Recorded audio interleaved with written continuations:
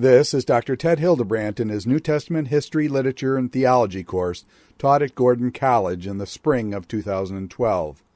This is lecture number 2 on Alexander, Hellenism, and the Hasmoneans down to the time of Herod the Great. All right, welcome back. We've been discussing so far the Persian Empire and the transition from Babylon, actually Assyria, destruction of Nineveh in 612, Babylon taking over, in 586 destroying the temple, Nebuchadnezzar, Daniel, Shadrach, Meshach, and Abednego, and Ezekiel. Then down 70 years, and then the Persians under Cyrus. And we've been working through the Persian Empire. We talked about Cyrus the Great, the founder of the Persian Empire, a great man called the Messiah in the Old Testament and other things. Cyrus was the founder of the empire, the warrior who began it. We talked about Cambyses, his son, was kind of a nobody, went down into Egypt. Darius was the organizer, created the Beastone inscription side of the mountain, and Darius is the guy who finished the Second Temple in 515. And then you had Xerxes, who was married to Esther, Artaxerxes, who was Nehemiah was his cupbearer. And then you got the kind of the filtering off of the Persian Empire, the waning days of the Persian Empire as various people take over, but they're nothing, the torch is gone. And then finally, down to Darius III, and this is around 334, 333 BC, dukes it out with Alexander the Great.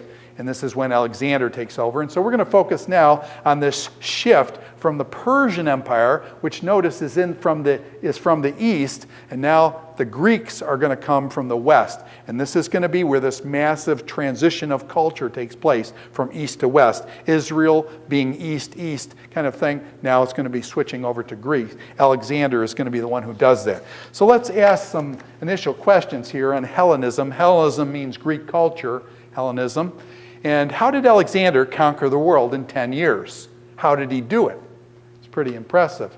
Young man that he was. He died about 32, 33, I think. Conquered the world. Must have started when he was about 23 years old. Conquered the world. What happened to Alexander's empire? After he conquers the world in 10 years, he dies. What happens then as a young man? What happens? He's kind of unprepared for that, and his empire fragments. And as we're going to see, into 5 sections that are very important for Israel's history later on. Why is the New Testament written in Greek instead of in Hebrew? What was the relationship between Alexander and the Greek language? We want to talk about that and how Alexander is going to spread the Greek language over the whole world at that point. And then how did the Jews get from Alexander to Roman rule? Alexander is going to come in about 333 BC, but in the time of Jesus, you're going to see that it's all Roman rule. So how did the shift from Greek to Roman happen? And how did that shift take place between Greece being the dominant power and universal empire and Rome? So that's what we'll be talking about next. And then as we do in the transition, there will be these people called the Maccabees. And the Maccabees, many of you have read in this class, I require reading a big section out of the first Maccabees.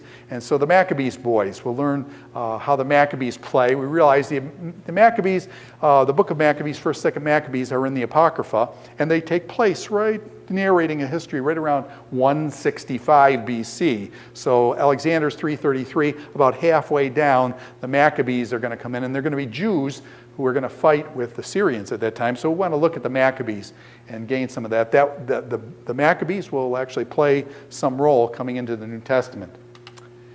All right, just a kind of a review here. This is our Persian Empire, and you see all the way from the Indus River coming across Pakistan, Afghanistan. Here's Persia proper, down into Mesopotamia, where Iraq is today, Turkey, Israel, and Egypt, all under the domination, the hegemony of the Persian Empire. Greece is standing by itself, and now Greece is going to fight back. Athens here. Alexander is actually from up here in Macedonia.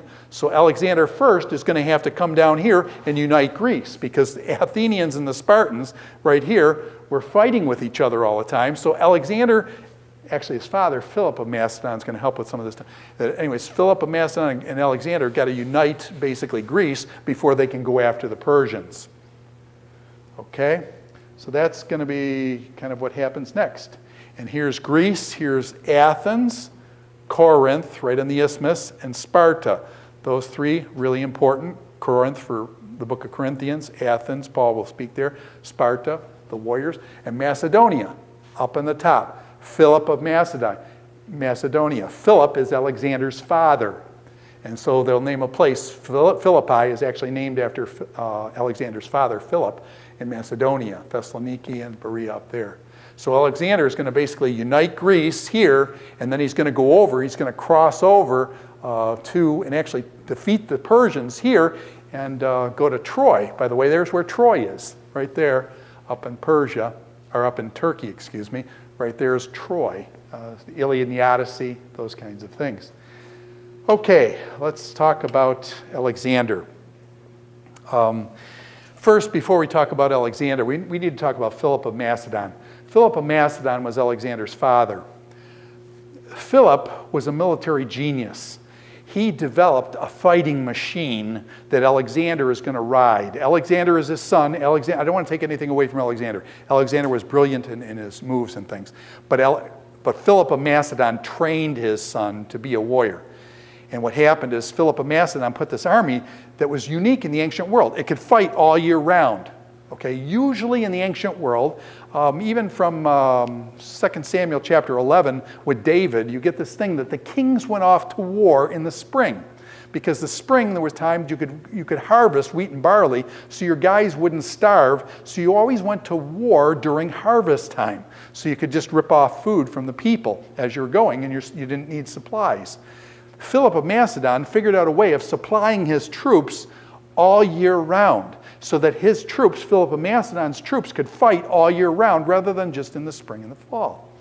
So Philip of Macedon builds the fighting machine that he's going to hand off to his son. Philip of Macedon also wanted his son educated in the best manner possible. And so Philip of Macedon had Aristotle come up and teach his son, Alexander. Alexander studied under Aristotle. Aristotle studied under whom? Do you remember that? Aristotle studied under Plato. Plato studied under Socrates. So you have Socrates, the old wise man. Stories, there's all sorts of questions with this stuff, but Socrates going to Plato, Plato going to Aristotle, and Aristotle, the master of logic and Aristotelian logic and ethics, Nicomachean ethics. Aristotle then teaches Alexander. So Alexander is trained as a warrior. He's also trained as a scholar. And Alexander then is going to be able to put those two things together and conquer the whole world in about 10, 12 years. So it's pretty impressive. So Philip of Macedon is assassinated in about 336. Philip of Macedon is assassinated, unfortunately.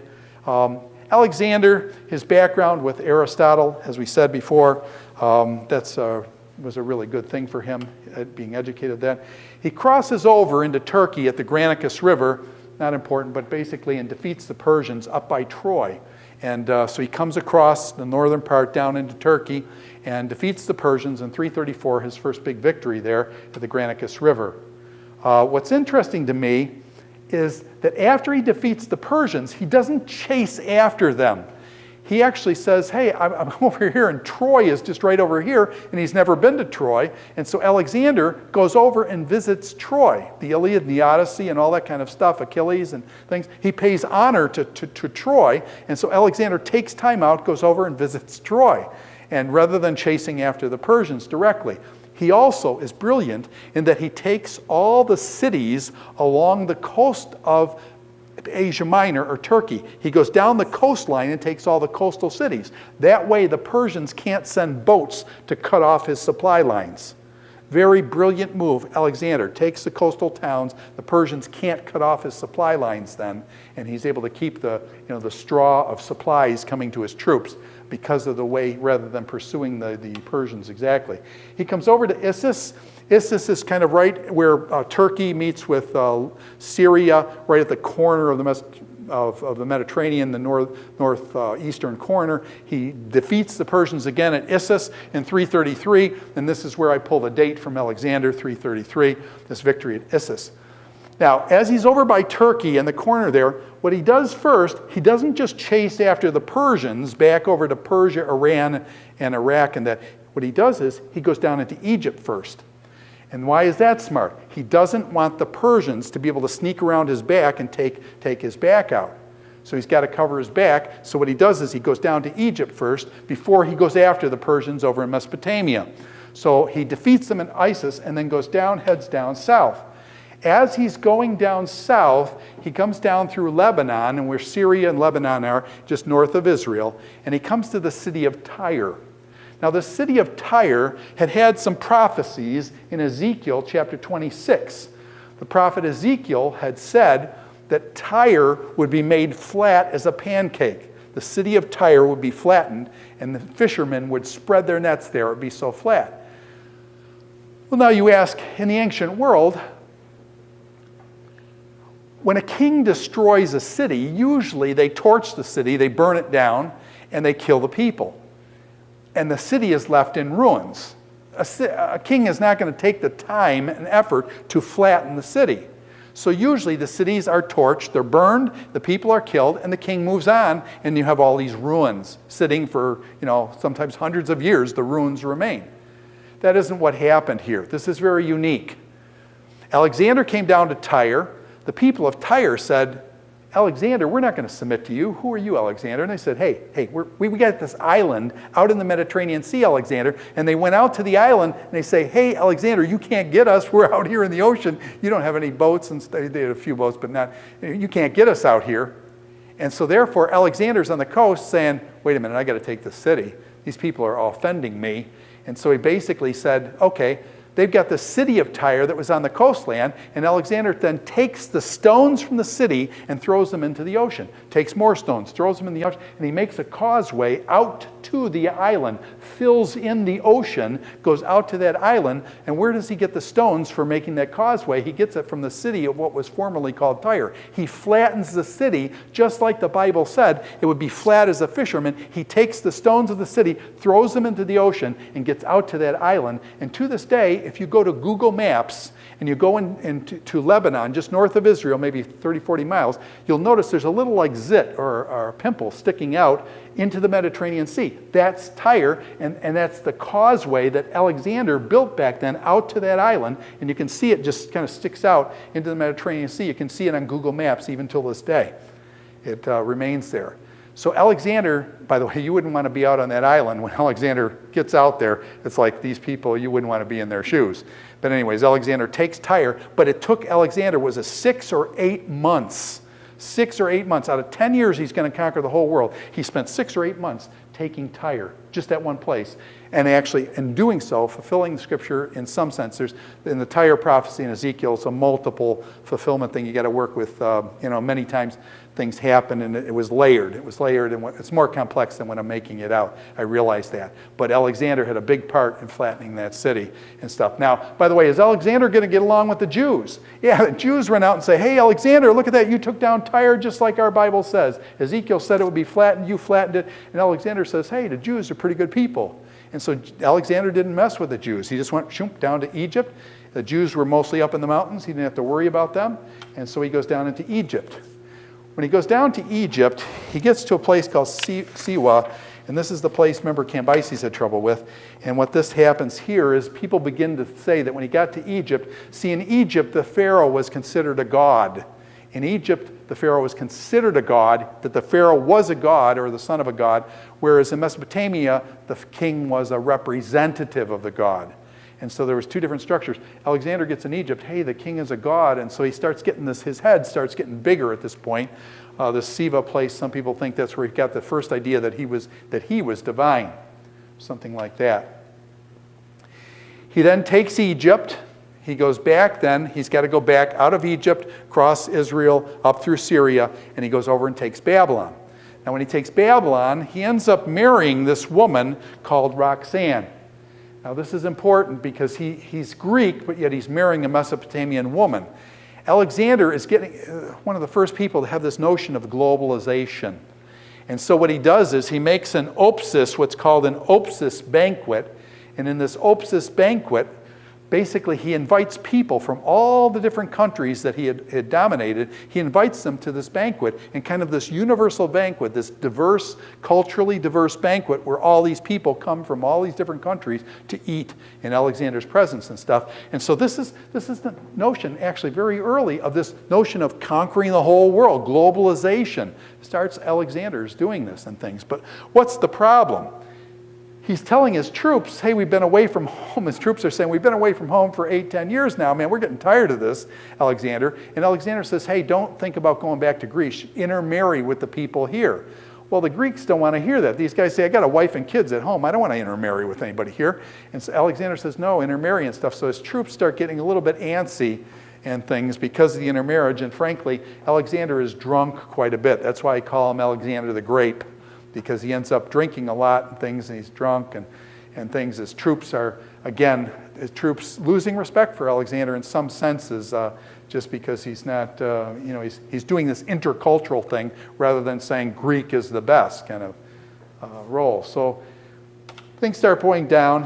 He takes all the way over to the Hindush Kush Mountains, and basically over through Afghanistan, over in Pakistan, Alexander takes that whole area. Now, my son tells me that he takes Afghanistan, but the Afghanis say, no one's ever conquered us. That actually, the rumor has it that how he took the Afghans was he married one of the Afghan princesses, and so therefore they didn't fight. They kind of formed this alliance rather than being conquered by Alexander. So I don't know, I've got to research that more in terms of the historicity of that, but that's at least the Afghani style of thing. Alexander didn't conquer them, he intermarried with them. And so that's interesting as well. But nevertheless, Alexander did dominate that whole area all the way over to the Indus River and basically the Persian Empire. So 10 years, Alexander takes the whole bailiwick. Now, there's these cultural amalgamations now. You've got Greek culture, you've got Egyptian culture, you've got Mesopotamian culture, you've got Aryan culture in Iran and beyond to the Afghanistan and things. And so there's this movement beyond the Greek polis. The Greek polis means city, like metropolis. Polis means city. And the Greeks were city-states. They were city-states, and basically you've got movement now beyond the city-state to this whole universal empire. And Alexander is putting this together, this notion of globalization, where Greek language could be spoken in Athens, and you could speak the Greek language over in Babylon, and you could speak the Greek language down in Egypt. And therefore, the whole world began to speak the Greek language and be aware of Greek culture and that kind of thing. This then becomes very important for the New Testament, is the language. And with the language, oftentimes comes a worldview, a way of looking at the world through the language that one speaks. And so what you have is this switch then from an Eastern Semitic Hebrew and Aramaic language over to a Western Hellenistic, what's called Koine Greek. Let me just go off on that a little bit. I've had the privilege of teaching Greek here at Gordon College for a decade now, and over a decade, and Koine Greek. What you had in Greece before Alexander was a dialectical Greek. Okay, so you had Attic Greek in Athens, you had Sparta, each city-state had their own little dialect of Greek. Each city-state had their own little dialect of Greek. Now the problem with that is when you want to found an army of troops, you need to speak the same language. The people in your army need to speak the same language, so when you go out to war, you're on the same page. So what Alexander did was he combined the Greek language. He was from up in Macedonia. He combined the language into what's called Koine Greek. In about 300 BC, Koine Greek comes into vogue. From about 300 BC to about 300 AD. What's right in the middle of that? The New Testament. From about 300 BC to about 300 AD, Koine Greek. Now what is Koine Greek? Koine simply means common. And what happens was Alexander breaks them out of these city-state dialects, and he makes a universal Greek, a common Greek, so that his troops can speak. And so basically this common Greek is very interesting. Scholars, even up into the 19th century, into the 1880s, 1890s, didn't know what Koine Greek was. Some people thought the New Testament was written in what they called a Holy Spirit Greek. They didn't know what kind of Greek it was. And then all of a sudden in around the 1880s, 1890s, they started finding these papyrus. And the papyrus was written in the same language that the New Testament was written in. And what they discovered was the New Testament was written in the common, what I call street language, the common Greek. It wasn't written in classical high Greek. It was written in the common language of the people. And that's a big thing for me, is to say, what language does God speak? God always speaks the same language. God speaks the language of the people. God speaks the language of the people.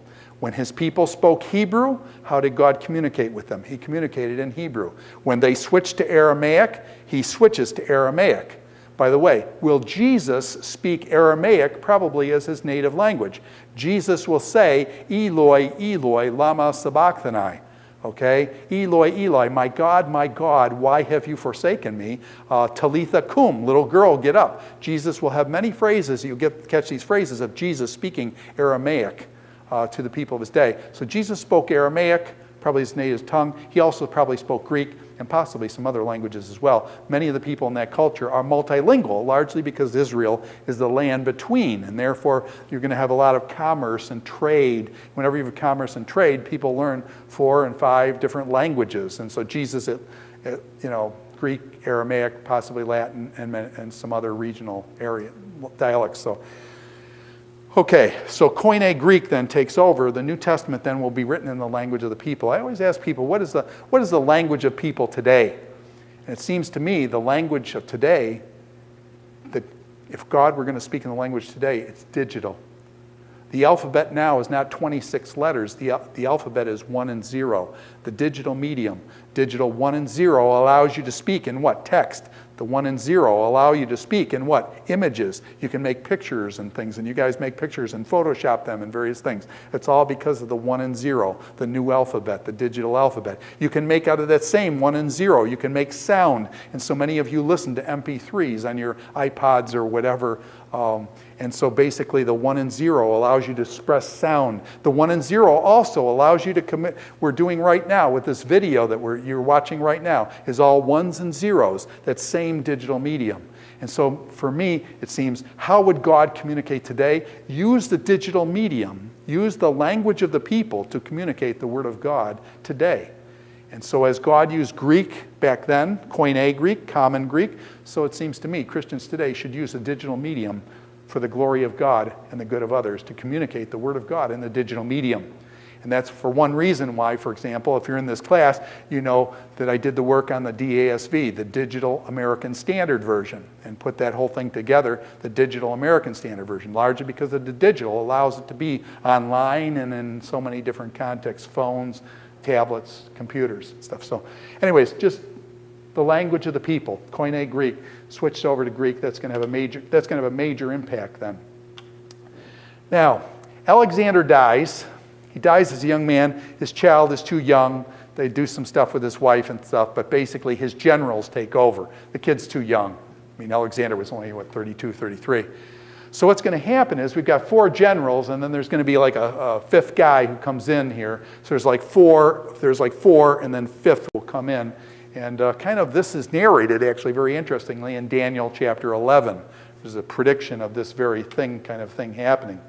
There's this movement from the polis, from the city, to the oikomene, to civilized world. This movement from a very provincial polis city to this oikomene, the whole civilized world, in this movement. Cassander was one of his generals who'll get Macedonia. That's back in Greece. That's no big deal. He dies out and stuff. We're not really worried about that. Thrace, also backed by Macedonia, Lysimachus. So we're going to be working through this CLAPS. It's going to be our acrostic, C-L-A-P-S. And so here's your C-L. Both these guys, not important for us in the New Testament period. Things. This guy is important, Antigonus. Notice he gets Syria and Mesopotamia. So he gets Syria, Mesopotamia, and I believe he also got Turkey. So he got Turkey, Syria, Mesopotamia. Antigonus gets this huge territory, all the way from Turkey, all the way over to Mesopotamia and beyond. And so this Antigonus gets the biggest piece of the pie. Now, whenever generals get the biggest piece of the pie, are the other generals going to be jealous? And that's what's going to happen. And so who gets Egypt? Egypt, the breadbasket.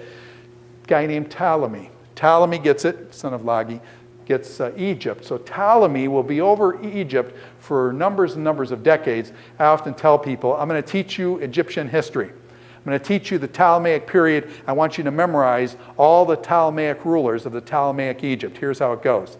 Ptolemy 1, Ptolemy 2, Ptolemy 3, Ptolemy 4. Goes down to Ptolemy, I think it's like 24 or something like that. 24 Ptolemies straight in a row. And so anyways, that's the history of Egypt at this point with the Ptolemies. I've got a friend, Dave Mathewson, who's a phenomenal New Testament scholar, and Dave says Ptolemy, he pronounces the P. I do it more like pneumonia, where the P goes silent, so I'd say Ptolemy. So I've heard it said both ways. Some people say Ptolemy, other people say just Ptolemy. I'm one of the Ptolemy guys, because I'm basically can't get my mouth spitting like that, Ptolemy. But anyways, so Ptolemy's going to take over Egypt.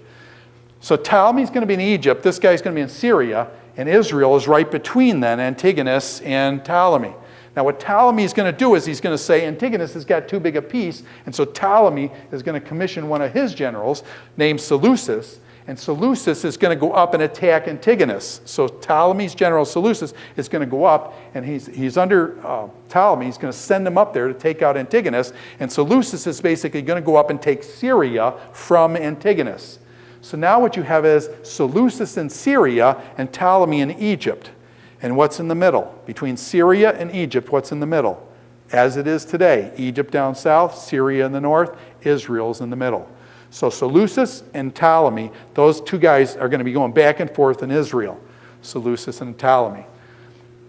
For the next 100 years, this is after 300 down to about 200, from about 300 to about 200, the Ptolemies are going to rule Israel. So from 300 to 200, the Ptolemies out of Egypt are going to rule Israel. And largely, the Ptolemies are going to be tolerant. And largely, the Ptolemies will be tolerant. They'll be kind to the Jews. They'll actually support the Jews in some ways. So the Ptolemaic period is basically 323 to 198, basically 300 to 200, a 100-year period, the Ptolemies. And they're going to be tolerant toward the Jews, and that's a good thing. They're going to rule over Egypt, and they're going to rule over Palestine. And so the Ptolemies will have control over Palestine for about 100 years here. Ptolemy will take the king. The title is king. So he moves from general, and at 304 he takes the title of king. That's not really important for us. But Alexandria gets built. The city of Alexandria on the coast, up in the delta area there, a little bit to the west, will be built about 200 BC. Alexandria will be a center of learning. And Alexandria will be one of the great centers of learning. When you think of different areas of countries, each area is kind of like known for things. If I were to say to you, and you're in America, and I'd say politics, what city comes up when you say politics?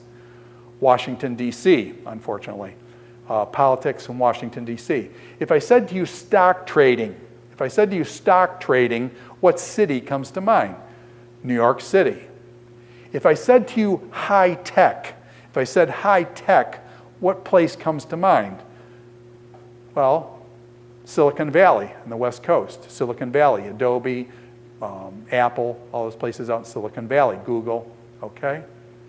If I said to you movie, what places make movies? You'd say what? Hollywood, LA, the movie center. If I said education in America, what city would you say? Education.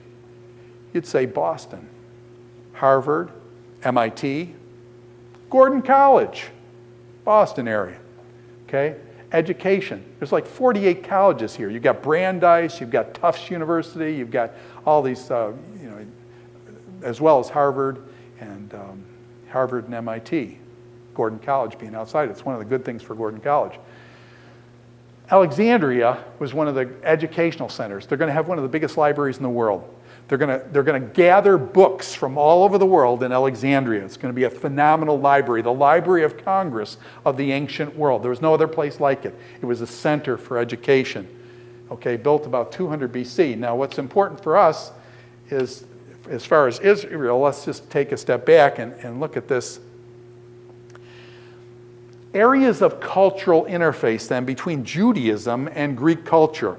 Judaism and Greek culture have to face each other now. And so what you've got is basically different areas that when we talk about culture, what are the different aspects of culture? One of those areas is going to be, for the Jews in particular, it's a big one, is called religion. And so religion, the Jewish people, they're of the circumcision, they do circumcision. The Jewish people eat kosher, they eat certain foods, they don't eat other foods. They do certain things around things that are unclean and other things that are clean and things. So the Jews have their very ethnic markers. They have their own Jewish markers that mark them as being Jewish. The Greeks, and they worship Jehovah. They worship one God. They worship one God, Jehovah or Yahweh.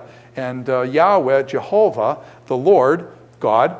The Greeks, on the other hand, the Greeks will be, Zeus and multiple gods, and the gods fighting each other and duking it out and stuff. So the Greeks will have many gods, and they'll have regional gods, city gods, and big gods and stuff. And the Greeks and Jews will have priests, and the priests will be part of the religion, sacrificial system, temples, and temple states, and city-states with temples in them. And so you'll have the temples and the priesthood and all this stuff around the religion, supporting the religion of these various areas. In the time of the New Testament, you're going to see emperor worship come in, where there'll be Roman temples to the emperor in various towns like Ephesus and other places. So religion will play a big factor, especially in the ancient world. Now, of course, in modern culture, everybody tries to put religion down and to silence religion and try to export religion from our culture and things. But nevertheless, it is a huge part of our culture, and usually in our culture said usually in derogatory terms. If somebody says they're an evangelical, that's thumbs down in our culture. You aren't allowed to pray in school much anymore. The Ten Commandments taken out of schools, prayers, young girls suing because there's a prayer on the wall that they don't like because they're an atheist. And so there's been a real attempt in American culture to silence and to have religion. In other words, you can almost have overt sexual relations in public, but yet religion is supposed to be private. Religion has been now put into the bedroom, while all sorts of promiscuity has been pulled out of the bedroom. And that's kind of where American culture is, kind of an interesting reversal there, I think. Of course, I'm being sarcastic, and you know irony, sarcasm. You got to be aware of that. I'm overstating things, using hyperbole, but there's been a real effort to delete religion from American culture and stuff by secularists. So religion, big part back then. Military, you've got generals, you've got armies. In the New Testament, we're going to see guys called centurions. Centurions will be over the legions in Rome, and you'll have the Roman legions in there. I think in Jerusalem there's a block that's got an X on it from the Roman 10th Legion that was stationed in Jerusalem. And they'll have centurions that are over 100 guys. Jesus will run into a centurion who will ask him to help his servant and things. So it's, we'll have this whole military construction where the armies will be infiltrating. We'll have Greek armies, Roman armies, and stuff at various times in Palestine. So the military. Then these generals will also retire. And when these military leaders retire, they will get certain benefits and things. And so you'll see military people in Corinth. You'll see military people in Philippi and various things. Political. You'll have the king or emperor.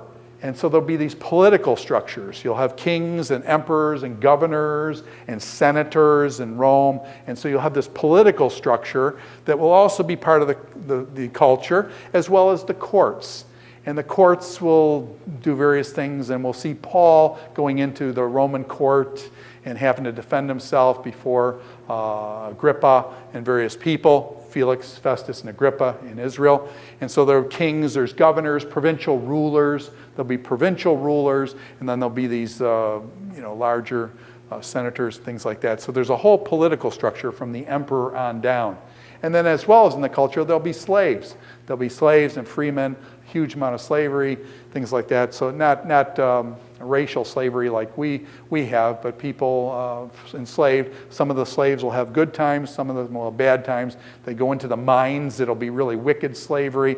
Some of them slaves were to the higher up people. Slaves were actually able to buy their own freedom and things. So there was quite a bit of variety in the levels of slavery and things like that. But you'll have slaves, you'll have free people, various levels of stratas of society built off the political. Economic, and that's actually taxes. Rome, all the empires, what do they want? They want your tax money. Kind of doesn't change until this day. What does the government want for you? They want to provide all these wonderful services for you. Rome will want to provide peace and harmony for their whole universe. And what is it? They want your money, okay? They want your money, your taxes. And so that's what the name of the game is. And even till this day, and as I look at you folks, I will say $15 trillion going on $16 trillion you and your grandchildren will be paying for the rest of your life due to the wonderful benevolences of our government. Okay? Now, I'm sorry you can hear the sarcasm in my voice. That's a bunch of baloney.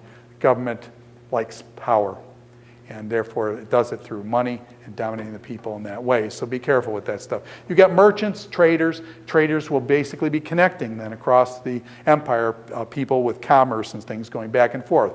Egypt will send boats to Rome with food and things. Rome will send commercial goods all over the ancient world. And the ancient world will send goods to Rome and back and forth. That's part of the benefit of the empire, is the economic prosperity. Peace and prosperity brought about as a result of the empire. So those things are involved in the culture. Now the problem is then, how do the Jews react to Hellenism? What is the Jewish reaction to Hellenism when Hellenism takes over? And I want to just kind of do a rawa here as a kind of an acrostic. First of all, some of the Jews, when the Hellenism comes on, they will basically say, we don't want any of the Hellenism. And so they'll basically call for reform in terms of, these will be the Pharisees. The Pharisees will pull back and say, no, we don't want Greek culture. We're Jews, and therefore we don't want it. And they will separate. So basically the Jews will separate themselves from Hellenistic culture. These are the Pharisees. They're more conservative, and they want to conserve their own traditions. Does that sound familiar? Tradition.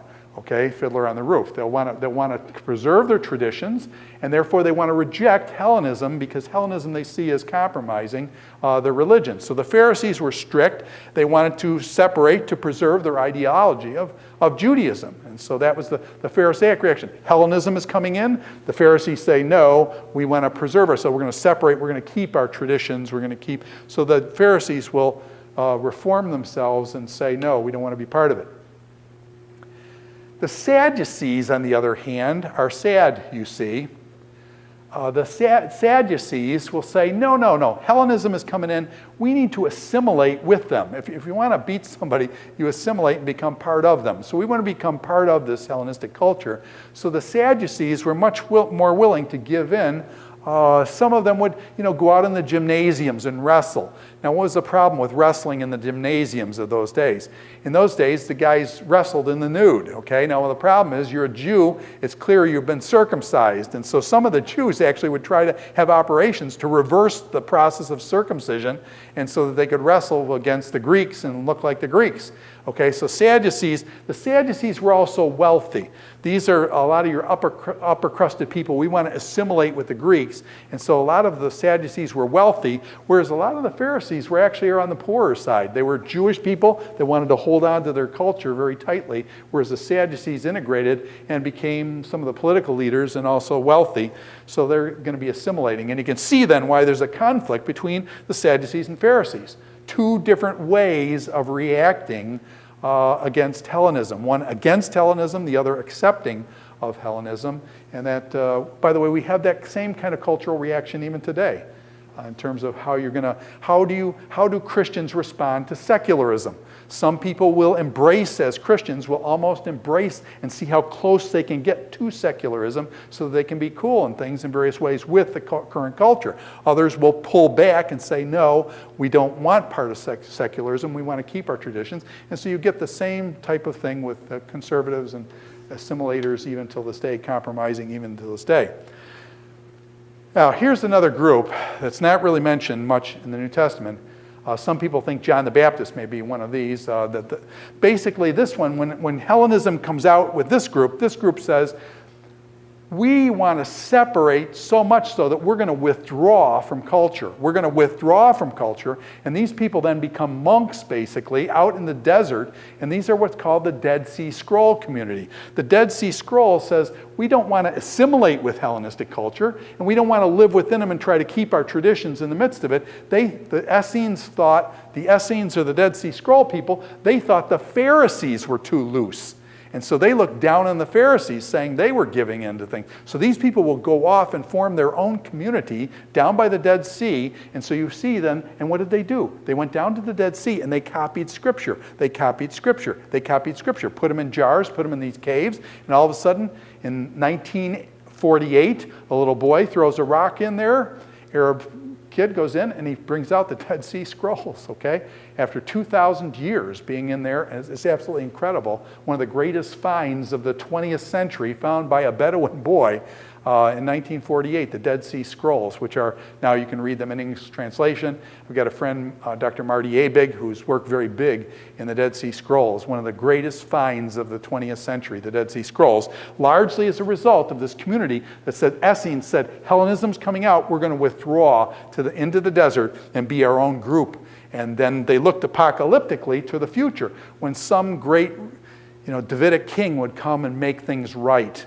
And so they basically withdrew from the culture and then looked to the future, when the future would be the apocalypse would come and the end of the world would come, and then they would be justified and the evil world would be destroyed.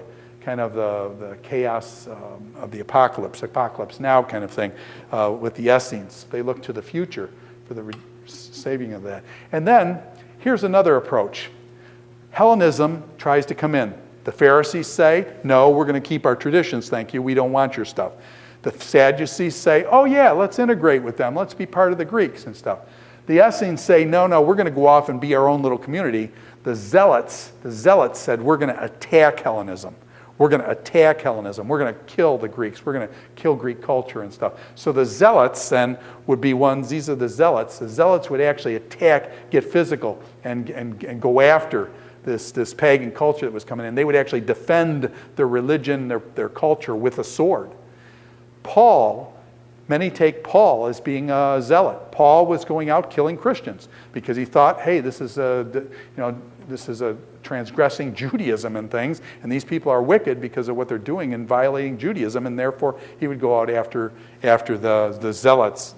Paul was a Pharisee of the Pharisee. We know that from Philippians. He was a Pharisee of Pharisee, but he seemed to have zealot tendencies, as Dr. David Mathewson would say.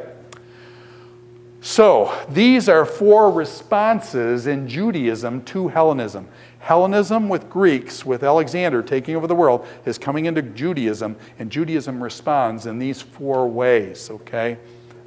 Pharisees, Sadducees, Essenes, and Zealots. Now, let's talk some more about Hellenism. Hellenism had a thing called allegorism. What is allegorism?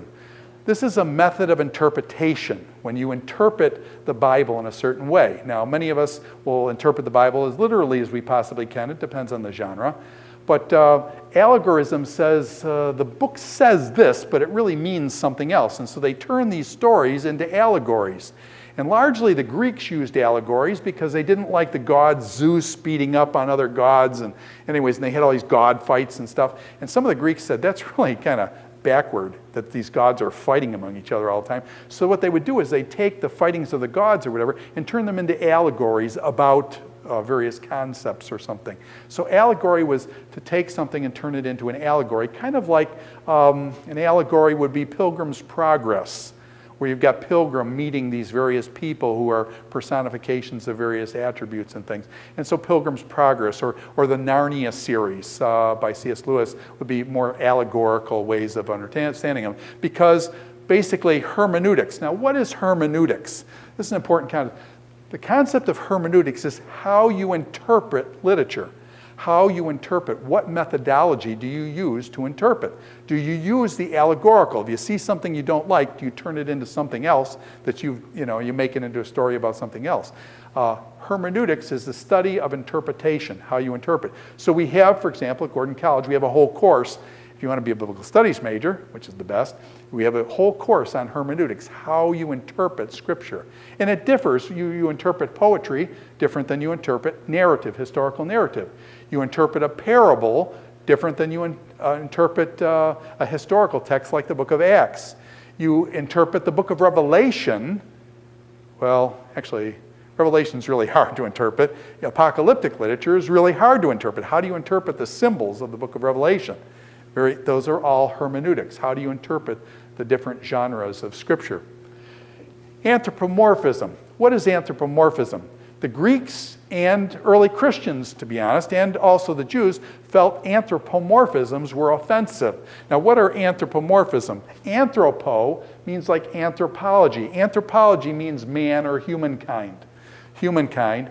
Morphism is like when you say somebody morphs into something, it's changing form. So anthropomorphism is when you take the form of God and put it in human terms.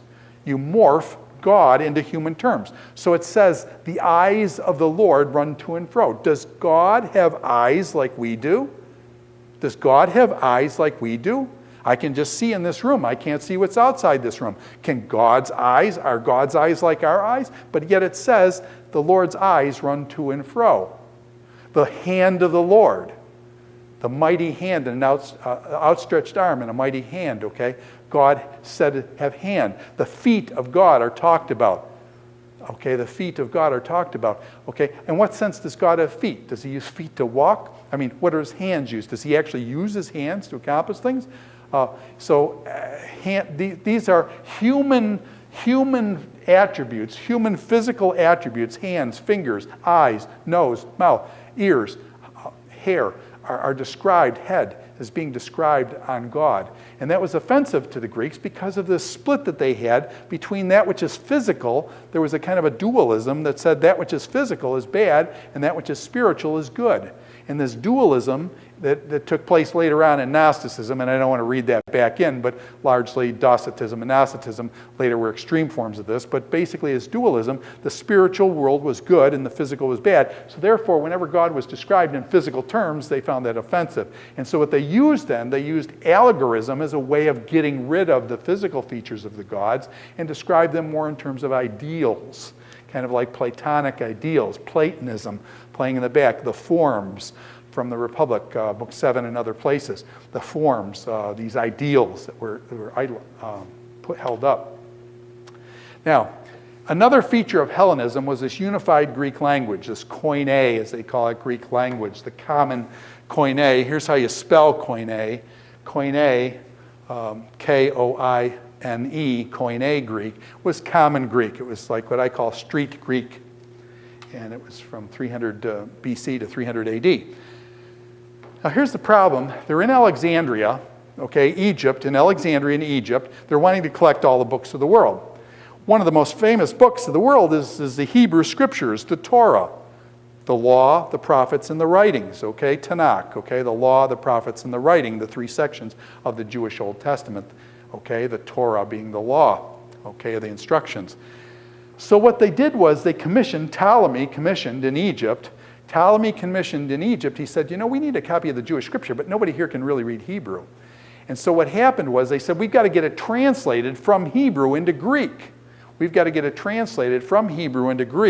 So what happened was they translated it from Hebrew into Greek, and it's called the Septuagint. The Septuagint, or the Septuagint, it's pronounced various ways by various people I've heard, but the Septuagint, or the Septuagint, okay? And it's abbreviated like this, LXX. Now, do you notice LXX is what? X and X is the Roman numeral for 10 and 10, and then L is 50, so this is 70. 70. Septa means 7. Hex, well, penta means 5. Hex means 6, hexagon. An octagon is 8, and a septagon is 7. Septa. So septa means 70, so 70. Now somebody asked me in class, what does the 70 stand for?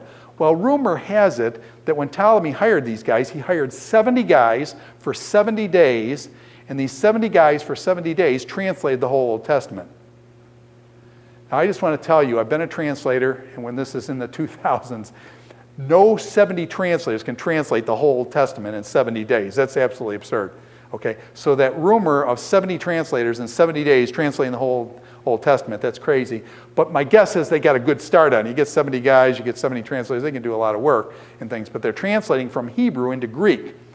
Okay, Hebrew to Greek. This gives us then, around 250 to 150 BC, this gives us the Septuagint translation. This is about 150, 200 years, let's just say 200 years before Christ. You've got a Greek Bible.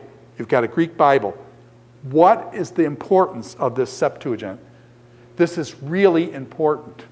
The Septuagint basically goes, once you've got the Bible in Greek, let's just take the Hebrew Bible. You've got a Hebrew Bible in Jerusalem, the Tanakh, okay? The law, the prophets, and the writings. You've got a Bible in Jerusalem in Hebrew. Who can read that book? If you take that book to Egypt, can they read it? And the answer is no, they don't read Hebrew. If you take it up to Turkey, can they read it? No, they don't. Take it over to Greece, they can't read it. You take it over to Mesopotamia, they can't read it. It can be read in Israel because of the Hebrew language barrier. Now, Ptolemy gets it translated, the Hebrew Bible, into Greek. Now you take the Greek Bible. Can the Greek Bible go down to Egypt? Can people in Egypt read it? Yes, they can. Can people in Greece read it? Yes, they can. Can people in Turkey read it because it's in Greek? Yes, they can. Mesopotamia, can they read it? Yes, they can. You take it all the way to Rome. Can Romans read it? Yes, they can. So now, all of a sudden, the Bible, the Old Testament, is allowed to spread throughout the whole world, and people can read it now. This is incredible.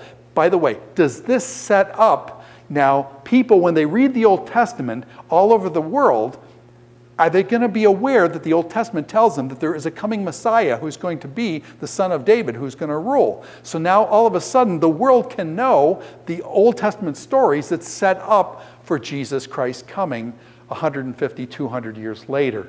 So the Septuagint was a wonderful thing to spread, allow Judaism to be spread all over so people understood things so that they could, so that the gospel could spread. Because now wherever Paul would go, he'd go into the synagogues, they would have Greek Bibles that the people there could read and things, and so therefore the gospel could spread on the back of this Septuagint. It was really an incredible thing. So the Septuagint is incredible. By the way, when Paul and others in the New Testament quote, a lot of times they'll quote out of the Septuagint. So when they do quotes, they won't be quoting from the Hebrew text, they'll be quoting from the Septuagint Greek text. So that was done under the Ptolemies around 200 when the Ptolemies were good friends with the Jews. Ptolemies were tolerant. Ptolemies were tolerant. The Seleucids were not tolerant. Egypt translated the Septuagint and they were tolerant to the Jews. They ruled from about 300 to 200.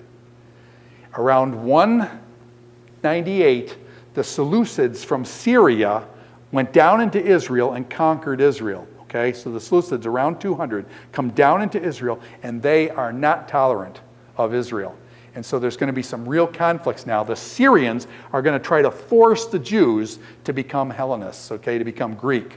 So the Syrians are going to force their way down under Seleucus' rule and try to force the Jews. When you force one culture to become another culture, it doesn't work. There's rough edges. There's going to be huge clashes. And that's exactly what happens. Antiochus III took over. Antiochus III, or the Great, took over, and he's the one that conquered Israel away from the hands of the Ptolemies. The Ptolemies were tolerant. Egypt is rather provincial, to be honest with you, in many generations. Egypt is kind of to themselves. They don't want to conquer the world. Egypt wants to be just left alone, basically. So the Syrians came down, took Israel in the Battle of Panion in 198 BC. Palestine gets taken away from the Ptolemies, who were good to the Jews. Romans are starting to enter the picture. The Romans are starting to flex their muscle. What does Rome want? Rome wants from Egypt, they want food. What do they want from Palestine and Syria, particularly Syria? They want money. They want taxes. And so Roman rule will start to be pushing out here, wanting money. Now, where are the Syrians going to get money for Rome? The Syrians really can't fight Rome. The Syrians aren't strong enough, so they need money to pay the taxes to Rome. So they're not going to take it from their own people very much. They're going to want to take it from the Jews. You conquer a group of people, and you take all their wealth and then give it to the Romans. And so that's basically what's going to be happening here. Roman taxing is putting pressure on Syria, and so they're going to go after Israel. Now, this guy, Antiochus IV, is an incredibly evil person. Antiochus IV is going to be, in the book of Daniel, chapter 11, other places, he is going to be a foreshadow or an adumbration of the Antichrist. This guy, when you read about the Antichrist, there will be little shadowings that go back to this guy as very much anti-God. Antiochus IV, he's the son of Antiochus III, as you'd expect. He takes over about 175, he rolls down to 163. Okay? He calls himself Epiphanes, Antiochus Epiphanes, Antiochus the Illustrious. The people misnamed him, and kind of a play on words, Epimanes, which means Antiochus the madman. And so there was a real clash. He was wanting to see himself as the illustrious, and the people saw him as a madman. And what did he do?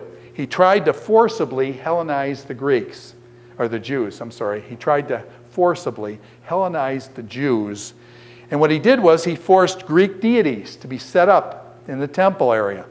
Now, what does that do to the Jews? The Jews have one God, Jehovah. Now he's setting up pagan deities in the Temple Mount. The Jews just totally felt violated by that, pagan deities in the Temple Mount. He required that people not circumcise their children. And so now a mother of twins has twin boys. She's told by God that those boys need to be circumcised on the 8th day, as it says in the Old Testament, circumcised on the 8th day. The woman has a choice. Does she obey God or does she obey Antiochus? Antiochus Epiphanes says, no circumcision. She instead follows God. She circumcises her boys. You know what Antiochus does? He ties the 2 baby boys around her neck and throws her off a cliff. And all the 2 babies and the mother are killed. Okay? Antiochus the madman. This guy is forcibly trying to force the Jews into Hellenism. It was really ugly and wicked. He offers pigs on the altar. He offers pigs on the altar. If you know anything about Jewish background, you know they don't eat ham, they don't eat pork. Okay, pig was considered unclean. So a Jewish person does not eat pork. It's considered unclean, and therefore this was not kosher. It didn't have K on the can. Okay, the pigs were offered on the altars that totally violated the altar, which was to be made to sacrifices to God, now becomes a place where pigs, that which is unclean, totally defiling the altar, defiling the whole thing because of the pigs and things. The scriptures, the Syrians realized the importance of the book, and the Syrians would burn the scriptures and stuff whenever they found them. So the Syrians were very much anti-Jewish. The Jews have faced this kind of persecution for thousands of years. Hitler's Germany was just one. Esther faced it back in her day, and now Antiochus Epiphanes is doing something similar. However, Antiochus Epiphanes, pushing down from Damascus and Syria, when he runs across certain Jews, he's going to have some problems, because there's going to be certain Jews that aren't going to take it. They're going to fight back.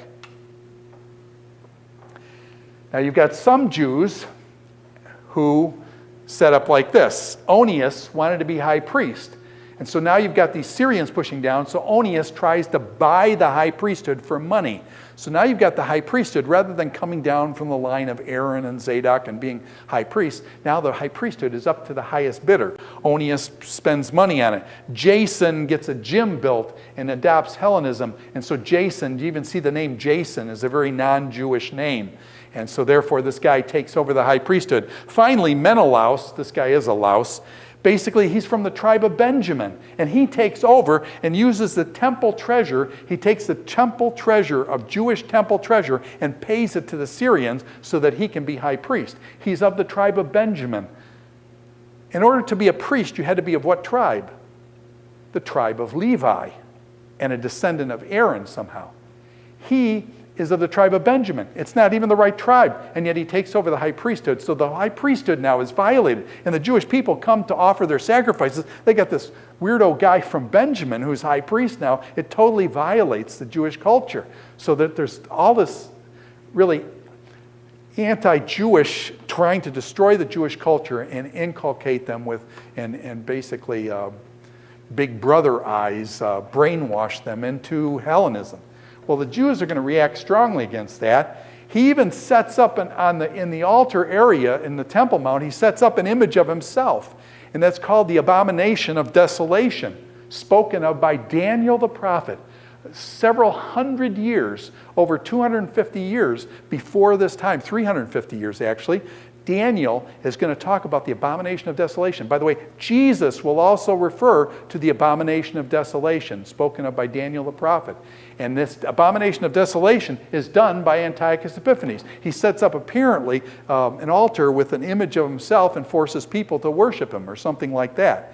So he sets up and then requires people to worship him. And that imagery then is said what will happen in the end times, that there'll be one, the Antichrist will come and demand worship of all people. And so here we got with Antiochus, as you have Cyrus being a kind of foreshadowing of Jesus Christ, of the Messiah, Cyrus being called the Messiah and Jesus fulfilling that. Here you've got Antiochus Epiphanes being the forerunner of the Antichrist with the abomination of desolation. And so you've got both these people echoing themselves into the New Testament. And so this abomination of desolation, desecrating the Temple Mount that was supposed to be for Jehovah, God Almighty, now desecrated with the image of this evil man and people made to worship. Who steps in? The Big Macs at this point. And this is the book of Maccabees. This is the book of Maccabees, about 167 BC. Book of Maccabees, about 167 BC. I'm not big on the date and stuff, but I'm just trying to give you a fix of where it is. The Ptolemies are off at 200. The Ptolemies are defeated. And now 167, the Maccabees. Now what happens with the Maccabees? These are the Big Macs. I call them the Big Macs, okay? The Big Macs. First of all, there's a father, Mattathias. Mattathias is the father. He's an old man. The Syrian legate comes out to his town, Modin, and basically says, hey, Mattathias, I want you to offer this thing that's unclean. I don't know if it was a pig or whatever. I want you to offer this thing that's unclean on the altar. You're the high priest, you're the priest in the area, and so therefore offer this on the altar, and then we're cool with you. We won't mess with you. You've adopted Greek culture. We're cool. You're cool. Just offer this thing that's unclean on the altar. Matthias is like, hey, I'm an old man. I've never offered anything unclean. I'm not going to do this, man. Well, this kid looks at Matthias and says, hey, Matthias, you're an old man. You get killed. You've lived your whole life. This is no good. I'm a young kid. I got my whole life before me. So this young kid takes that which is unclean, goes up, and he's going to offer it on the altar. Matthias, the old man, grabs the young kid, who's Jewish, and kills him on the spot before he can offer that on there. So Matthias then revolts against the Syrian legate, but Matthias, the old man, well, he gets killed fairly quickly. He's got 5 sons. And his 5 sons are called the Big Macs. And this is the Maccabees. His 5 sons, Mattathias, the priest's sons, then revolt against the Syrians. These 5 boys then put together basically a guerrilla warfare, man, and they go after the Syrians who are trying to force them into Hellenism. The first one is really an important guy. He's probably the most important. He's Judas Maccabeus. Judas Maccabeus. He is called the Maccabee. Maccabee means hammer. This guy was a warrior. Judas was a warrior. They called him the Hammer because he hammered stuff, okay? And he lives for about 6 years. He's going to get killed, but he's a warrior. He leads the Maccabean revolt. This Judas Maccabeus is the one who leads the revolt against the Syrian Antiochus Epiphanes and his generals. Mostly his generals, Lysias, Gorius, and others and stuff. Judas Maccabee goes up to Jerusalem and actually takes Jerusalem. He takes Jerusalem and he purifies the temple. He takes it, throws down all the defiling images of Antiochus and all these wicked things. He takes it all out, they purify it, and then, by the way, they have light. They were only supposed to have like 7 days of light with this olive oil, and rumor has it that God multiplied the oil to make it last an 8th day, which is really kind of interesting because this purifying of the temple and the multiplying of oil for the lights then becomes what's known as the Feast of Lights. The Jews to this day celebrate the Maccabean purification of the temple in 167 BC is celebrated to this day everywhere around the world by Jews. It's called the Feast of Lights in the New Testament. Actually, Jesus celebrates this purifying of the temple. Today, you guys know it as Hanukkah. You say, Happy Hanukkah. When does that happen? Around our Christmas time in December. That Feast of Hanukkah, Happy Hanukkah, was started by Judas Maccabeus when he purified the temple, and there was the multiplication, and the Feast of Lights was started, and the Jews celebrate Hanukkah till this day. So Judas Maccabeus was is quite a guy. He's definitely a general, a leader, and he just actually did kind of tremendous things. Now okay. Now, we've got to get down to some of his brothers, and he did Hanukkah. Okay, down to his brothers. The next brother, that's actually, this guy's not really important, but it's always sad. When you read the book of Maccabees, basically what happened is the Syrians come down, not on camels. The Syrians come down out of Damascus on elephants. And they attack this place called Beit Zor. It's not important, but they're at Beit Zor. And Eleazar Maccabee looks up and he says, okay, they're on elephants. We're on the ground with our little sticks and stones and spears and stuff. They're at elephants with guys shooting bows and arrows down at us. We're dead meat. We got to take this guy out.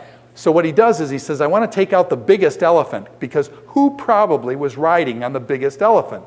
Yeah, the biggest general would be over the biggest elephant. So Eleazar goes under the elephant. He gets himself under the elephant so they can't shoot him. And then he's under the elephant and he starts stabbing the elephant from underneath. He picks the biggest elephant and he goes after it. And he stabs from underneath. But the problem is when you're stabbing the elephant from underneath, yes, indeed, he killed the elephant. But when the elephant is stabbed underneath and gets killed, the elephant falls flat. And Eleazar was crushed under the elephant. And so he's one of the great heroes of the Maccabean revolt. I just like this guy because he has so much courage. He goes after the biggest elephant, single-handedly kills the elephant, but then, of course, he gives his life and the elephant crushes him. So that's Eleazar. I call him the Elephant Man. Sorry about that, but it's in the book of Maccabees. It's fairly interesting, those kind of stuff. Jonathan, Judas was the fighter. Judas was the fighter. Judas was the general. Judas is the one that went to war against the Syrians and the Seleucids and the Antiochus. Jonathan, now he comes along later. Jonathan comes along after Judas has thrown off the Syrians and things. Jonathan plays more of a diplomatic role.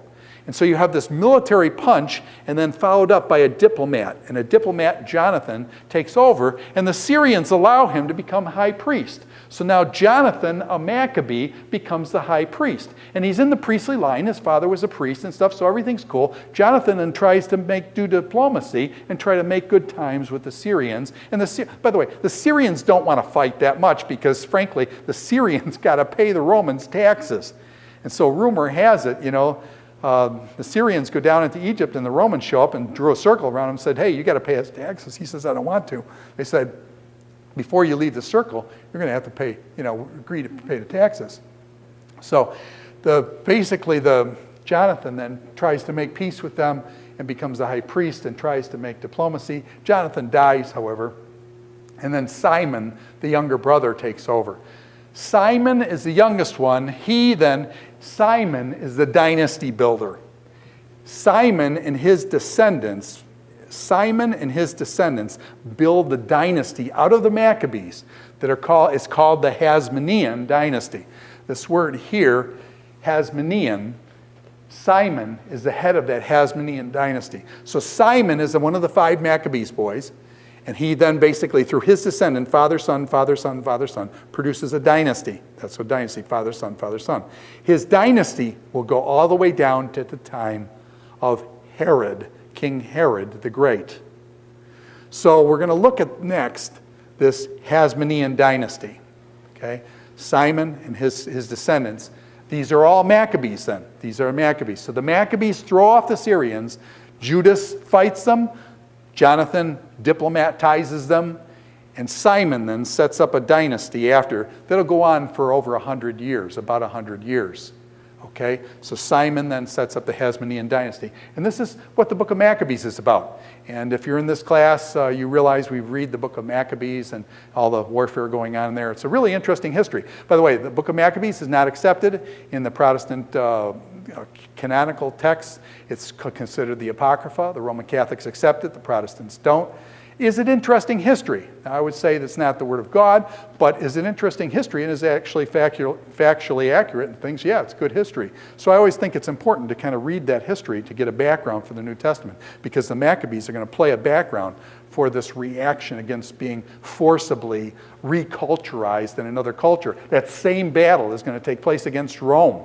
And actually, John, the book of Revelation, is going to have the same struggle between the tension, between Roman culture dominating Christianity. And you're going to see different reactions to it then. Let's talk about the Hasmonean dynasty, okay? And then we'll try to get down to Herod. Here's some questions that come up. Who are the Hasmoneans? Okay, well, we said they're the descendants, the dynasty that comes out of Simon. So we know that one already. Where did the Pharisees and Sadducees come from? How did they actually, we talked about who the Pharisees were and their idealistic backgrounds, their ideals, but when did that actually happen? When did the Pharisees and Sadducees actually come into being, and why did the Pharisees and Sadducees hate each other? Besides the conflict of ideals, there's other historical roots as well. What was Herod the Great like? Herod the Great is going to be king at the time when Jesus is born. The Magi are going to go to Jesus, to Herod the Great, and the Magi are going to say, "Where is he that's been born king of the Jews?" Herod's going to say, "Wait a minute, I thought I was the king of the Jews." No, they say, where is he who's been born king of the Jews? And then he's going to send out in Bethlehem of Judea.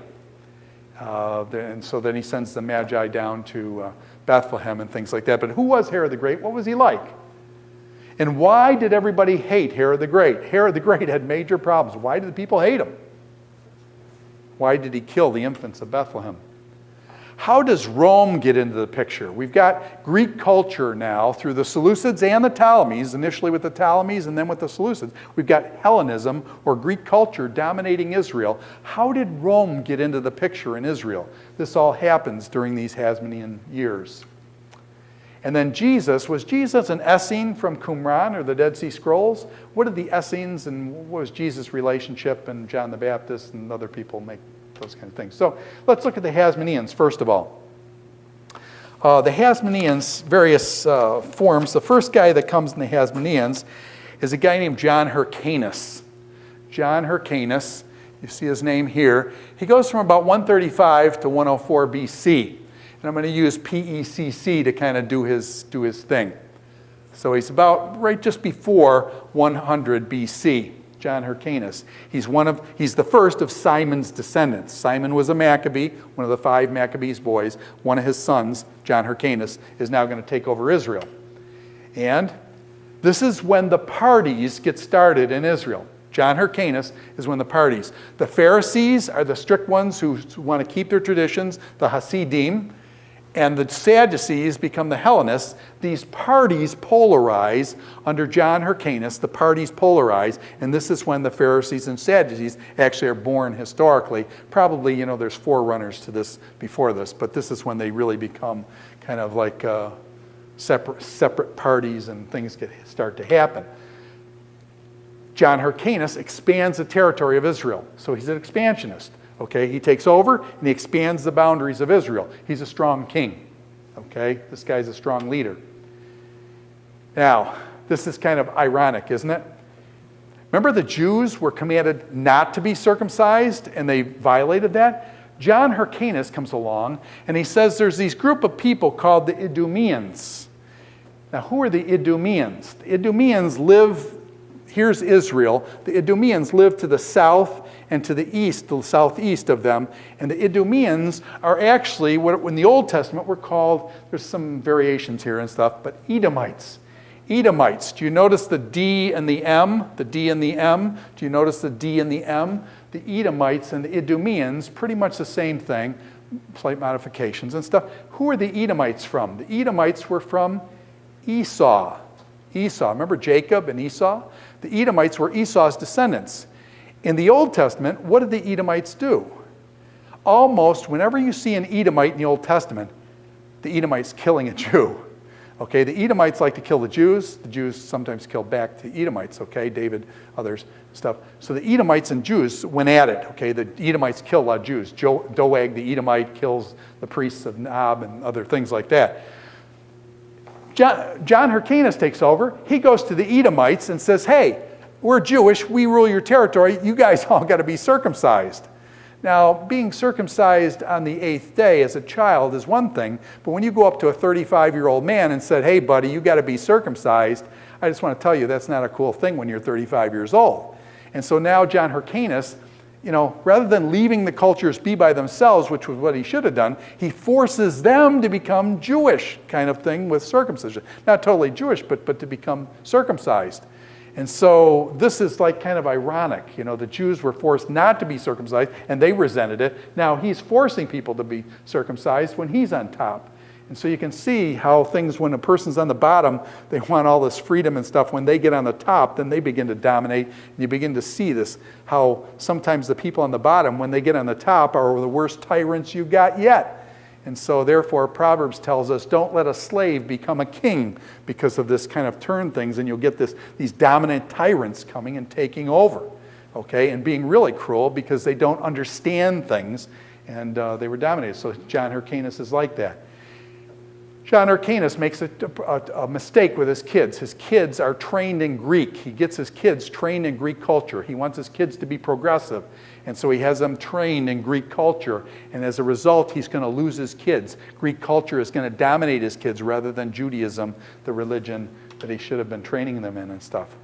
So that's basically John Hyrcanus. P is for parties. E is for expansion, circumcision, and children. PECC. Aristobulus is going to be one of his kids. He's not going to be very important. The one that's going to be important is this guy, Alexander Jannaeus. And this is the next big Hasmonean ruler. Coming down from Simon the Maccabee, John Hyrcanus, Aristobulus is nobody, and then Alexander Jannaeus, the next big one. He's going to be F Cape. He goes from about 102 down to about 76 BC. So you're seeing we're getting down to 76 BC. We're getting closer and closer to New Testament times.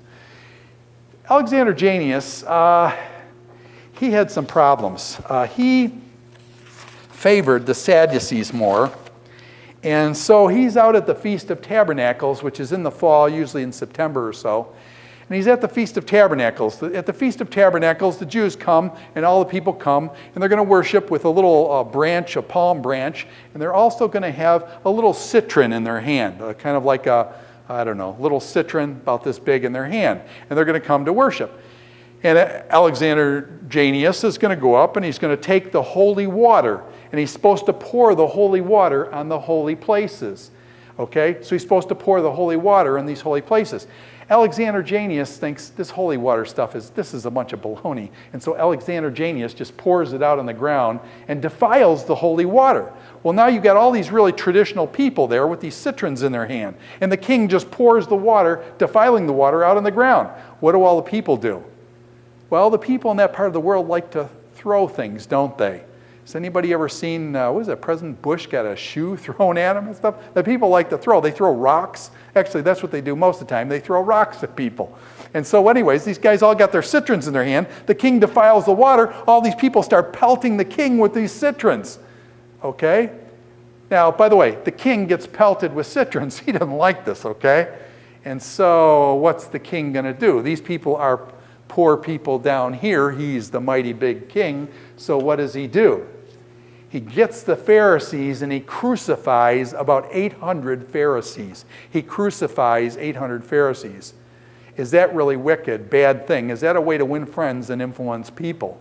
Crucifying Pharisees, he's of the Sadducee type. Do you see why there's going to be a conflict between Pharisees and Sadducees? It's not only through their ideals are different, but those ideals work out in this kind of a conflict with 800 Pharisees being crucified by Alexander Jannaeus.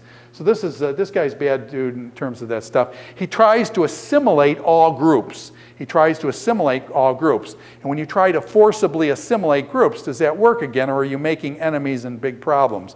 And so this forcible assimilation is a big problem.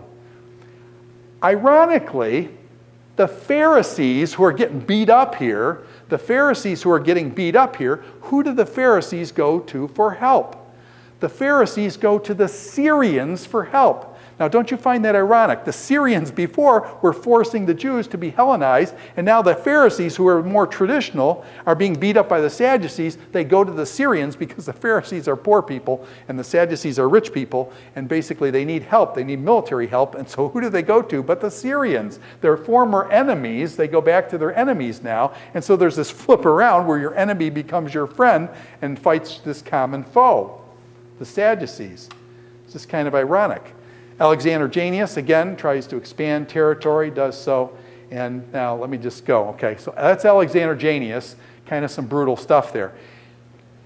When he passes off the scene, his wife is going to take over. His wife is going to take over. And so this is different now, okay? We've had, John Hyrcanus, under Simon the Maccabees, John Hyrcanus, Aristobulus didn't count, then John Hyrcanus, or John Alexander Jannaeus, and now Alexander Jannaeus' wife's going to take over, and her name is Salome Alexandra. Salome Alexandra, and she is Hameps, okay? She basically is going to do what? She's got 2 sons. She's a mother. She says, does a mother always try to split up things that are fair? You got 2 sons, you got 2 daughters. Everything's got to be split up fair. And so the mother's got to, split it down the middle, each get their thing. You say, well, the one kid weighs 240 pounds and the other daughter weighs 100 pounds. Question, it's got to be fair. You split it down the middle. Well, this kid needs more food. This kid doesn't need more food, less food and stuff. So fair doesn't always mean split in the middle. But, so Salome Alexander, she's going to split things down the middle, man. So what she does is she says, okay, I got 2 sons.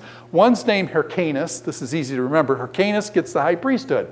So she says, okay, Hyrcanus, you get the high priesthood. It's nice they both start with the letter H. So Hyrcanus, you get the high priesthood. Aristobulus, her other son, you get the army. Aristobulus and army, they kind of go together. And so she splits it up basically between her 2 sons. Hyrcanus, the high priesthood. Aristobulus, the army. Now what has she just done? She's, divided the power structure into 2 like that, and both her sons get half.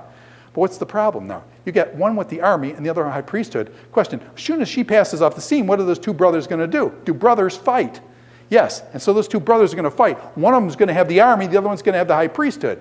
And so probably the guy with the army is one in your favor, but anyway. So this becomes a problem now, and so she sets that up by the way she split things up. She married Aristobulus, and then she's married to Alexander Jannaeus, so she married the brothers in a row, kind of down. We've seen that with Jesus. Does anybody remember Jesus in the Sadducees? There's a woman who is married to a man. Her husband dies. She has no children. Then she's married to the next brother, and to the next brother. Finally, all 7 have her. In the resurrection, therefore, whose wife shall she be?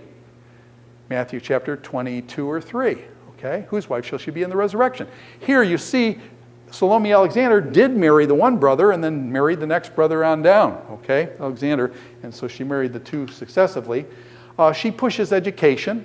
She pushes education and tries to get the people educated. That's a good thing and things. So she links up with the Pharisees. She's more conservative than her husband was not. It was more linked with the Sadducees. She links more with the Pharisees. But then she splits with her sons and stuff. The Sadducees under her are more abused, okay? So she links more with the Pharisees, so now the Sadducees come under hard times under her. Now, what happens next? We said she's going to pass off the scene, and now what are the brothers going to do? What do you figure, okay? Hyrcanus II, he takes the high priesthood. He's got the high priesthood. He takes the high priesthood. Aristobulus and the Sadducees. Aristobulus got the army. Aristobulus takes the army, and they march then against the high priesthood of Hyrcanus II, and basically the Pharisees and Sadducees and Aristobulus march on Jerusalem. Aristobulus then takes over. Hyrcanus, he's got the high priesthood. He doesn't have the military wear to fight his brother, and so what happens is he goes to Aretas, who's kind of down with Idumea over in Edom, and these guys were called Nabateans at the time. They were kind of traders who came in down the southern part of Israel. He goes to Aretas, the Nabatean, for help down south, and he tries to get military help from there. So what you've got is these 2 brothers duking it out. Aristobulus versus Hyrcanus. The army versus the high priesthood. The high priesthood doesn't have power, so what he does is grabs the Nabateans and tries to get the Nabateans to fight on his side, and they fight. Who steps in? Who doesn't want fighting? Who wants peace in the empire? The one that wants peace in the empire is Rome. Because Rome, when they have peace, they can collect taxes and everything goes well. When they've got 2 brothers duking it out, they can't get tax money out of them. What are you going to do? So what happens is Rome in 63 BC, and this is the big transition, the 2 brothers, Aristobulus and Hyrcanus, are duking it out. In 63, Rome steps in and says, back off, brothers. No more fighting. Each to your corner. Take a time out here. And basically, Rome in 63 BC steps in and takes over Palestine. Okay? So 63, Rome takes over. Guy named Pompey. Pompey comes in. general, walks into the Holy of Holies in the Temple Mount, looks around, apparently didn't see anything, says, hey, there's nothing in here, walks around the Holy of Holies and walks out. That's Pompey, 63 BC, goes into the Holy of Holies. Antipater's boys, who are Idumeans, Antipater, Idumean down south, his boys are trained in Rome. And so Antipater says, hey, these Jews are always fighting each other. Why don't you make one of my boys king of the Jews? And so I realize we're Idumean, but hey, the Idumeans and Jews didn't get along too well anyways. But Antipater has an in with Rome.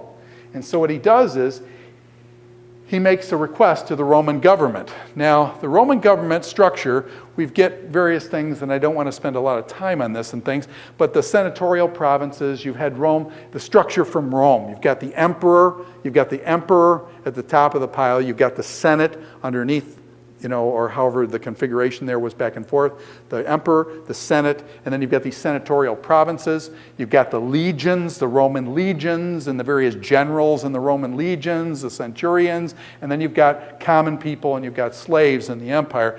And so you've got the imperial provinces, you've got legions, army legions that answer to the emperor, and then you've got this kind of client state setup, okay? This client state setup where Israel would be a client state to Rome. So it'd be like a patron and client, and Israel would be a client then that had to pay taxes. And what did they benefit? They benefited peace and harmony. Rome would make it so it's peace and harmony so they could trade and stuff. But what would they do? They had to pay taxes and had to be nice and not fight and stuff. And so basically you had this Rome and then these client states going down. Now, Herod.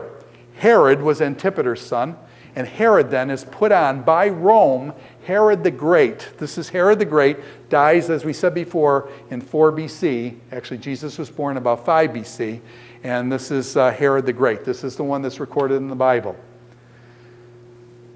This is the time, just around the time just before this, you had Julius Caesar in what's called the First Triumvirate. Julius Caesar, do you remember Caesar gets it stuck, and you got Atu Brute and all this kind of stuff, Brutus killing him and stuff. And so you've got Julius Caesar becoming the supreme leader. He is assassinated about 44 BC. This is just before the time of Herod the Great and Brutus and that kind of stuff. This is the First Triumvirate with Julius Caesar. Herod, about 37 BC, Herod is made king of the Jews. And so Antipater makes a plea to Rome saying, hey, make one of my sons, head of this provincial area. And so Rome says, okay, we'll take Herod and we'll make your son Herod king of the Jews. He's called Herod the Great. Herod the Great. We're going to see why he's great and why he's not so great. But Herod was made king of the Jews. By the way, when he's made king of the Jews, can you see why Herod would get a little upset? The Magi come from the east following a star. They come to Jerusalem and they ask Herod, where is he who has been born king of the Jews? Was Herod born king of the Jews, or was he made king of the Jews by Rome? And so now the Magi come and ask, where is he that's been born king of the Jews? Herod gets a little bit upset about that. I'm the king of the Jews, So if you can't be a Jew and you're an Idumean, you're of the stock of Edom, of Esau's descendants. Esau becomes Edomite, Edomite becomes Idumean. You're an Idumean, you're Herod. If you can't be a Jew, the next best thing you can do is marry a Jew. And so what he does is, Herod is kind of a fox, okay? Herod, what he does is he marries Mariamne. Mariamne is a Hasmonean.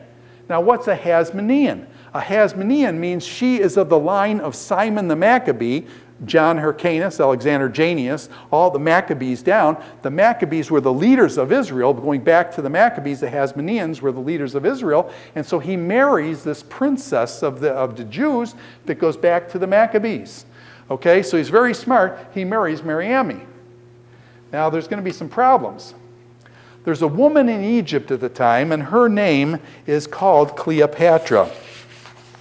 Cleopatra is in Egypt, and Cleopatra hates Herod's guts. Is there anything worse than the scorn of a woman who's in power? She hates Herod's guts. So what she does is she says, okay, Herod, I don't like you, man. You're a jerk. Probably was. So she sends him on these all wild goose chases out in the desert. And she says, Herod, I want you to chase the Bedouin. Oh, there's some Bedouin out in Arabia. You got to go out in the desert and chase these guys out in the desert. And Herod says, what is this? I'm chasing guys in these Bedouin? These Bedouins are nobodies. They're riding camels out in the middle of the desert. I don't want to be doing that. I want to be sitting in my palace with my royal, entourage around me and things. No. She says, you go out and chase these guys. So Herod is put on all these wild goose chases by Cleopatra.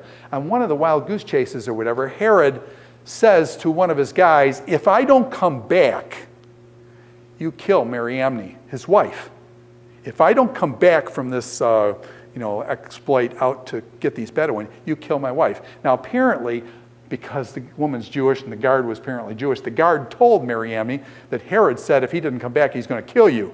Does that make real good for a husband-wife relationship? The husband goes off to war. If he doesn't come back, the wife has been told that she's going to be killed. Needless to say, the relationship starts fracturing, and Herod ultimately ends up killing Mariamne. Okay? He ends up killing Mariamne, his wife. It was one of the only people he trusted. I saw a play in Jerusalem where Herod is running around like a crazy man. Herod was paranoid. Herod was paranoid. Well, actually, is it paranoid when people actually do want to kill you? Maybe that isn't paranoia. But he was running around like a crazy man saying, Mariamne, Mariamne, and he's the one who killed her. Oh, Mariamne, come back, come back. And he's the one who killed his wife. And so, anyways, Herod kills his own wife, the wife that he supposedly loved. He kills his own wife. And so this shows you the kind of guy he was. Cleopatra is married to Mark Antony. You got Mark Antony and Cleopatra. This is the second triumvirate. And then you've got Augustus coming out of this. Augustus Caesar calls himself Savior, and he is the good news, the announcement, basically in the book of Luke, with Augustus Caesar is when Jesus is born. Augustus Caesar, and then Herod the Great is king, and Augustus is Caesar, and this is kind of the setting for the New Testament. One other thing I should say about Herod, and two other things I want to say about Herod. Herod was a major jerk, killed his wife, and I'm going to show you something else that did worse than that, or as bad as that. Herod was one of the great builders of the ancient world. Herod was an incredible builder. Herod, along the coastline of the Mediterranean, there was only one port at Joppa, really. Joppa, we call it Tel Aviv today. Just up the street, he says, I want to build my own harbor up at Caesarea. So he goes up the coast a ways from Joppa or Tel Aviv, and he builds a place called Caesarea Maritime on the Mediterranean Sea. But in order to do that, because the sand is going up and down, he takes these huge stones and he drops them into the ocean to form his own harbor. In other words, he makes a harbor out where there was no harbor before, just by dropping these huge stones into the ocean and forming a harbor for him. Now, how do you connect rocks underwater? Well, normally if you're above water, you use a thing called cement. Herod, and I think was known in Rome, figured out a way of congealing cement underwater. So Herod got underwater cement and developed and connected his rocks with underwater cement. By the way, those huge stones, and you can see on a satellite image, to this day, you can see the harbor that Herod built. It's absolutely incredible. By the way, who was imprisoned at Caesarea that Herod had originally built? Paul will spend a couple years, I think it is, at Caesarea as he's waiting trial in Jerusalem and then ultimately gets shipped to Rome. So Caesarea becomes a big thing on the coastline. Herod built that harbor and all sorts of stuff. Herod was a builder. Herod was an incredible builder. And by the way, talking about the temple, Herod extended the Temple Mount, took the small temple that was built in the time of Ezra and Nehemiah, and he remodeled it and made it into one of the 7 wonders of the ancient world. A huge temple on a huge platform. And that platform, by the way, is still used by the Dome of the Rock and the Al-Aqsa Mosque. Even till this day, that platform of Herod is still in existence and still being used, people walking on that platform till this day. So Herod rebuilds the temple, and that's why Jesus said, destroy this temple in 3 days, and I'll raise it up in 3 days, and the people just freaked out. Herod took 46 years. How are you going to do this? By the way, to this day, and if you get my program, Get Lost in Jerusalem, you can go up to the western wall, or what they call the Wailing Wall. The Jews prefer the western wall now. It's the last part of the second temple that's left. And when you go up to the stones that you're going to see there, you see these huge stones. You can tell a Herodian stone just by the frame that it has around it. So I can walk up to that wall and I can pick out which stones Herod put there and which ones Herod didn't put there, because Herod's stones were so well crafted. They were so well crafted that you can't get a razor blade between the stones. They are so well fit together. Herod was an incredible builder, rebuilt the temple. It's that second temple that Jesus is going to come into. Jesus is going to walk into and throw out the money changers of Herod's temple. Now, the last one here that he built was Masada. He actually built some places over in Jordan and down by Bethlehem too, the Herodian down by Bethlehem and other places. Herod was paranoid, and he thought people were trying to kill him. The problem is, were people trying to kill him? Very likely they were. And so Herod was scared, so what he did was he went down to a place called Masada. And I just want to tell you the story of Masada, lest the story be lost. In America, we have a thing called the Alamo. And the Alamo will never happen again, like the last of the Alamo. And Alamos, like when their back was to the wall, the Alamo went down. Herod built Masada. Masada is a mesa that goes up from the Dead Sea. It's down by the Dead Sea, really hot down there. And it goes up about 1,200 feet, straight up, 1,200 feet. And there's, 30, 40, 50 acres on the top of this mesa. Herod then, there's a snake path that goes up the front of it, and it's 1,200 feet up, and then there's this thing at the top. Herod carved out cisterns up on the top, and he had those cisterns full of water. So he filled, and I'm not talking just 100 gallons, 200 gallons. These are tens of thousands of gallons of water he had put up there. He also put up storerooms, and he's got huge buildings of storerooms where he stored grains of wheat and barley. And so there was food and there was water. Hey, you got food and water. Can you live a long time with food and water provided? So what happened is Herod built Masada with palaces on the north end. Well, Herod dies, and the Jews, Jesus comes, and the temple is destroyed in 70 A.D. by the Romans. And the Jews at the time of the Romans, they destroyed Jerusalem, and some Jews then ran down to Masada, and these Jews climbed up on the top of Masada. I think there were about 900 Jews, climbed to the top of Masada. And they said, we will not submit to Rome. Thumbed their nose at Rome, and we will not submit. They were at the top of Masada. The Romans come down to the Dead Sea, and they say, we're going to attack, and all of a sudden they look up, and it's like, holy cow, this thing's 1,200 feet high, man. What are we going to do? And the people up on the top got all the water they want to drink. The people at the bottom are next to the Dead Sea. What's the problem with the Dead Sea? Besides being 1,270 feet below sea level and being 33% salt, you drink that water, you're dead shortly. Okay? There's no water. You got to go back to Engedi and other places to get the water. They don't have water. And so then basically the Jews are up on top laughing at them, saying, Romans, the sun's going to cook you, man. And Josephus, the Jewish historian, narrates this. This is about 73 A.D. About 73 A.D. The Romans destroyed the temple in 70 A.D. I'm going to want you to know that date. 70 A.D. the temple is destroyed. This is about 3 years after that. You don't thumb your nose at Rome. Even if you're 900 people and you got all the water and food you want up at the top, it's 1,200 feet straight up. You don't thumb your nose at Rome. Rome sends an architect down there. The architect says, okay, we're going to have to take that mountain, and we're going to have to take that mountain and push it up the side over here to make a ramp up to it so we can batter ram the walls down and we can get up there. We got to make this ramp. How are you going to make this ramp? It's 1,200 feet straight up. The Romans start bushel after bushel after bushel of dirt after dirt after dirt, and they make a ramp up the back side of the mount of Masada. They make a ramp up the low side of Masada. It's still like 800, 900 feet. Straight up, they make it. They have to take down another mountain, they do it. They do it using Jews as slaves and other things like that, but then they do it. They put things up there so that they can hoist up a battering ram. And they hoist up a battering ram up and up and up after, I think some rumor has it that it took them like 3 years to build this ramp. They're out in the desert building this thing for 3 years. Other people say they did it quicker. But anyways, they're pulling the battering ram up here. The Jews then have fire here, and the Jews fire down on the battering ram, try to set it on fire. But they've got They've got iron on the front of it and stuff, and they bring it up, and they bring it up the wall, and they start banging on the wall, banging on the wall. And the Jews are up there realizing that the next day the Romans are going to break through. The next day the Romans are going to break through. They've got 900 people up there. They've been up there safe and things. The Romans couldn't get them, but the Romans are coming through. They're going to batter it down. Well, the next day comes. The Romans sat for the night. They come up the next day, and the battering ram goes, and they bash through the wall. But you know what? There was no noise up there that day. When the Romans walked in on the top of Masada, there was nobody to greet them there. There were 900 dead Jews. They had all killed themselves and committed suicide. 900 Jews dead on the top of Masada. And what do the Romans get out of that? 3 years of working in the hot desert. And what did they get? 900 dead Jews in the middle of a desert. That was Masada, the story of Masada. The Jews say till this day, Masada will never happen again.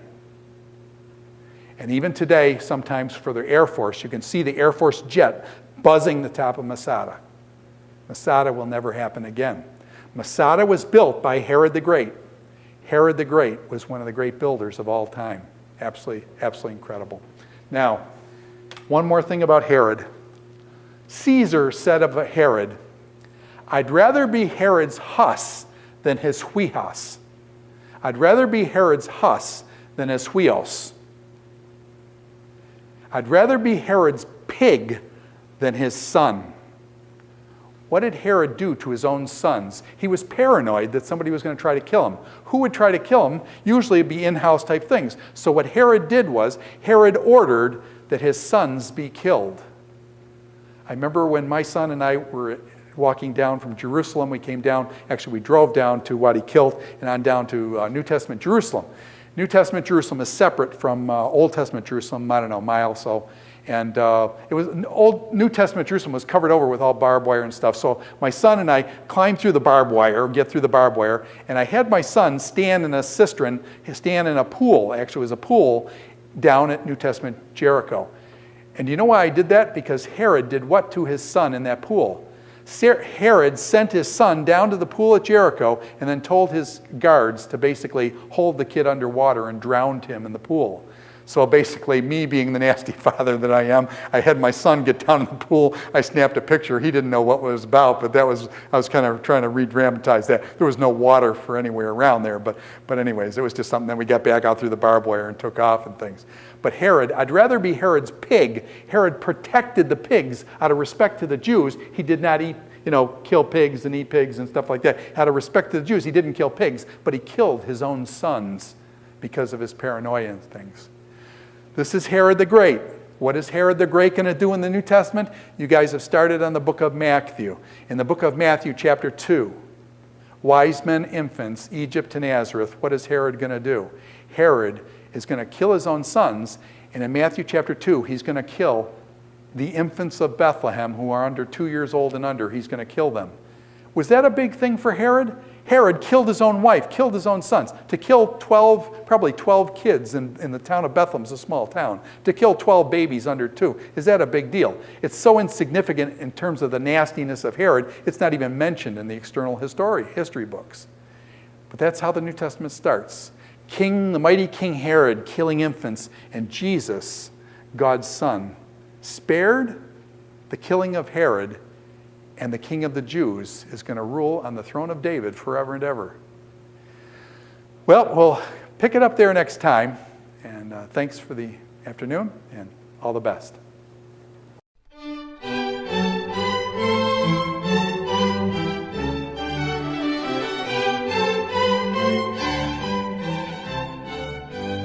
This is Dr. Ted Hildebrandt in his New Testament History, Literature, and Theology course taught at Gordon College in the spring of 2012. This is lecture number 2 on Alexander, Hellenism, and the Hasmoneans down to the time of Herod the Great.